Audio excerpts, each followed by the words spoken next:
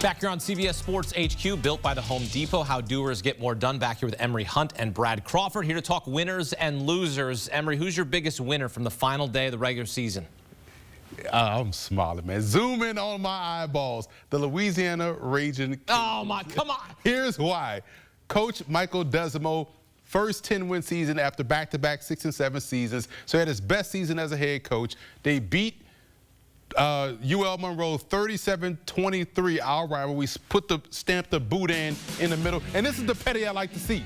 Y'all could keep that extra L. Even the Twitter account is on it. And here's the thing. Most importantly, no brawl after the game. We don't have to fight. We did all the fighting on the field. And we're hosting the Sun Belt Conference title game. Quarterback Chandler Fields stepped in and did a great job. 7 straight bowl seasons for America's Raging Cajuns. Tell UL Monroe to lose our number. Don't even bother calling us. Tell La Tech, too. Don't even bother reaching us. We want LSU. We want the Saints. That's what we've moved on. There we go. They want the Saints. Brad, what do you want? We can get them this year, too. Brad, who's your winner? Yeah, my big winner is South Carolina. Look, the Gamecocks controlled what they can control. They went on the road, beat a top 12 Clemson team that may wind up winning the ACC next week. Lenora Sellers, freshman quarterback, 180 yards rushing, 17 broken tackles in one game today. Gamecocks have won 6 straight and now have put their best possible playoff resume to the test. So if the committee was watching that early noon game and not seeing Sharon Moore beat Ohio State, then they were watching a very good 3-loss SEC team. South Carolina and Shane Beamer have done all they can to make this playoff field. All right, as for our losers, there's really only 2 correct responses here. Emory, who disappointed you the most in Week 14? One of 2 teams. Who are you going with? Who are you attacking? The Ohio State University. I haven't worn my Ohio State scarlet and gray. Because you're about to get this smoke, man. Here's the reason. Quarterback play was so subpar for Ohio State in this ball game. You got all of those weapons at wide receiver. You have 2 excellent running backs. We have all these talented defensive edge rushers on the field for Ohio State, and you couldn't get anything done to blow out Michigan. And plus, Ryan Day, you have to really step up and be the head coach. There was a shot post-game with all the fracas that was going on where after the police were out there and after everything was getting hectic, he looked to a player and was like, what happened? Yep. What you mean what happened? What happened? You were supposed to bring you the coach. You've been out there. And also the whole pepper spray. How do you pepper spray teenagers on a foot? Why is there pepper spray on a football field? To me, that is something that needs to be checked. People need to get fired. But Ryan Day, the quarterback play, Ohio State blew their opportunity here against Michigan. And then to make matters worse, former Ohio State quarterback Kyle McCord for Syracuse beats Miami with a 300-yard game and 3 or 4 touchdown passes.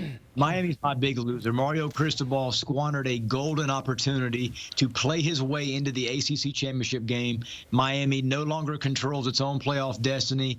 And to be honest with you, the Hurricanes will probably be outside of the top 12 this week because they have 0 wins now in 12 games against ranked teams. So despite Cam Ward's brilliance this season and Miami's high-end payroll through NIL, I don't see the Canes making the playoff.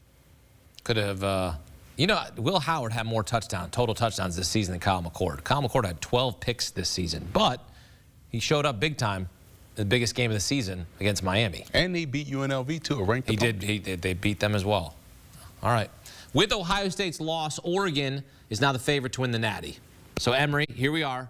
Final day of the regular season, Week 14. Who's your pick to win the national championship at this point? Texas. And the reason why we talked about this, about Texas, Quinn Ewers has the most playoff experience, I feel like, of everybody that's in this playoff field. Find me another quarterback that has played in the postseason. And he went deep into the postseason last year and did a great job, in my opinion. And I feel like he is so mentally tough as a football player because he's dealing with the pressure.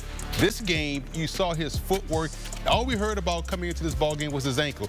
He ripped off what looked to be like a 50-yard run early in the game and then had another big scramble later in the game. So his mental toughness, not only dealing with injury and playing through injury, but everyone in the country wants to see Arch Manning, and he's right behind you, and you keep him off the field. So with how well he is playing, how mentally tough he is, and what we saw today from a defensive effort of Texas and their running back, and it's just a well-coached football team, a mentally tough football team, I think they can go the distance and get the job done.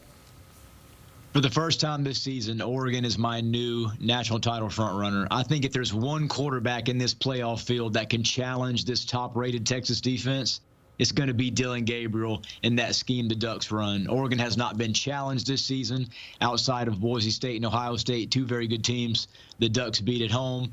And I just think Oregon's on a mission under Dan Lanning, the only unbeaten team entering the playoff as long as they win the Big Ten against Penn State next week. Oregon right now is my chalk favorite to win it all. There you go.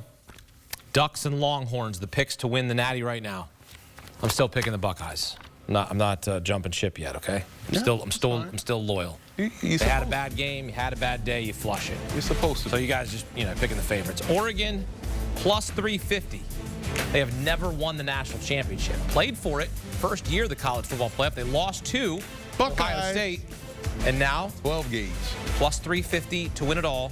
11 games to be played in the college football playoff with the Natty culminating in Atlanta. Shout out to our Cordell Jones.